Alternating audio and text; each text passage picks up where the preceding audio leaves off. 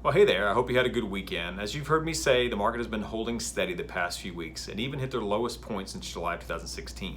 It's created a mini refi boom, which is causing lenders to scour their past client database to help as many people as possible take advantage of this market.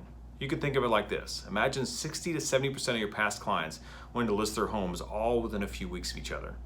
We've been getting a lot of calls lately about private mortgage insurance, or PMI, and when it can be canceled. I wanted to share the rules with you so you'll know how to answer that question should it come up with clients. Well, the answer is simple. It depends.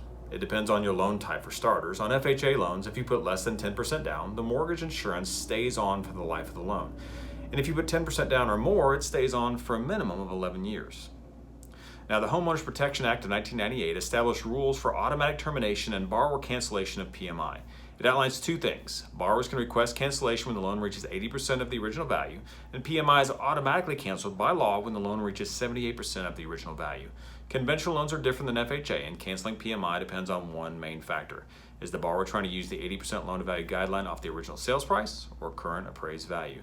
In the essence of time, a borrower can request cancellation of PMI based on the 80% original value at any time with no minimum season requirements. They would simply need to pay down the loan balance to that 80% mark. For example, let's say a client has sold their home and decides to only put 5% down on the new home with PMI. They then sell their home and can now pay down the balance to 80% of the original value and request the PMI be canceled. They can also request the loan be recast so the payments will be based on the new lower loan amount.